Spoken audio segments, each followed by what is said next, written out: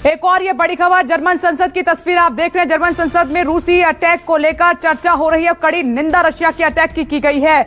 Ukraine का झंडा फहराया गया जर्मन संसद के बाहर। ये इस वक्त की बड़ी खबर, जर्मन संसद में रूसी अटैक की कड़ी निंदा की गई और यूक्रेन को हथियार देने पर लगातार चर्चा हो रही है। शीतल, एक बार फिर से मैं आपके पास आ रही हूं। जर्मनी के रिश्ते तो रूस से अच्छे रहे हैं, रूस की महारानी भी जर्मन से आई थी, लेकिन आज देख की स्थिति क्या है कि जर्मन भी अब मुखर हो गया है, हथियार भी सप्लाई कर रहा है, हर तरीके से मदद भी कर रहा है। पिछले कई रोज से जर्मनी की निंदा कर रहा था यूक्रेन और यूरोपियन यूनियन के देश भी, खासतौर से यूक्रेन की। जर्मनी खुलकर उनकी मदद के लिए सामने नहीं आ रहा। आपको बता दें कि जर्मनी और रूस के बहुत अच्छे संबंध है, ट्रेडिंग पार्टनर के तौर पर।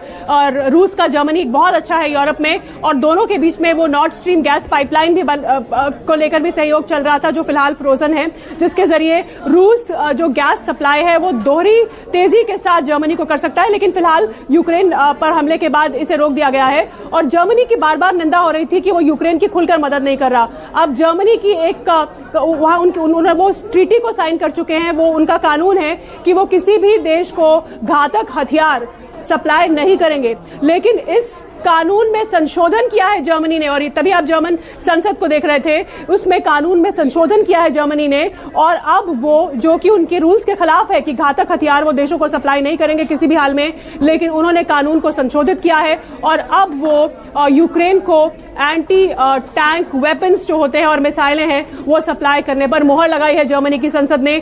तो ये एक बहुत बड़ा पॉलिसी शिफ्ट है जर्मनी की ओर से। और पिछले कई रोज से यूक्रेन के राष्ट्रपति भी बार बार जर्मनी पर आरोप लगा रहे थे और कह रहे थे कि जर्मनी को जितना करना चाहिए वो नहीं कर रहा। और जर्मनी के लिए पसोपेश की स्थिति थी, क्योंकि वो रूस का बड़ा ट्रेडिंग पार्टनर है। दोनों नॉर्थ स्ट्रीम गैस पाइपलाइन को लेकर भी सहयोग कर रहे हैं, जो कि एक बड़ा पाइपलाइन प्रोजेक्ट है जो फिलहाल रुक गया है। लेकिन ये एक बड़ी डेवलपमेंट है कि जर्मनी ने अपने कानून को संशोधित किया है कि वो घातक हथियार पड़ोसी देशों को किसी को नहीं देंगे। अब वो एंटी टैंक वेपन्स और मिसाइल्स जो है यूक्रेन को इस युद्ध में लड़ने के लिए सप्लाई करने जा रहे हैं। ये एक बड़ी डेवलपमेंट है, यूक्रेन के लिए राहत है और रूस पर दबाव बनाने की एक और स्ट्रैटेजी है विपनेश। तो आप समझ सकते हैं कि फिलहाल अब रूस क्या करेगा, अब रूस की क्या प्रतिक्रिया होगी। इस सब के बीच में व्लादिमीर पुतिन का दुनिया के सामने आना और ये कहना कि हम अपनी स्पेशल फोर्सेस की, हमारे जो फौजी लड़ रहे हैं उनकी हम दाद देते हैं, तारीफ करते हैं, शुक्रिया करते हैं। तो उन्होंने रूस को, अपनी फौज को और दुनिया को यह संदेश देने की कोशिश की है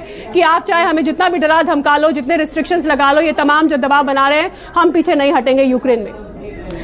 शीतल, आपने सही कहा, क्योंकि जर्मन की पॉलिसी नहीं रही है। युद्ध के दौरान वो अपने घातक हथियार कभी सप्लाई नहीं करते थे, लेकिन यूक्रेन के लिए उनको ऐसा करना पड़ा कि अपने कानून में ही उन्होंने बदलाव कर दिया है और वो हथियार यूक्रेन को सप्लाई करेंगे। नमस्कार, मैं हूं मानक गुप्ता। अगर आपको हमारा ये वीडियो पसंद आया हो तो इसे लाइक और शेयर जरूर करें, और हां, हमें सब्सक्राइब और फॉलो करना ना भूलें, ताकि आप देश और दुनिया की कोई खबर मिस ना करें। तो जुड़े रहिए हमारे साथ और देखते रहिए न्यूज़ 24।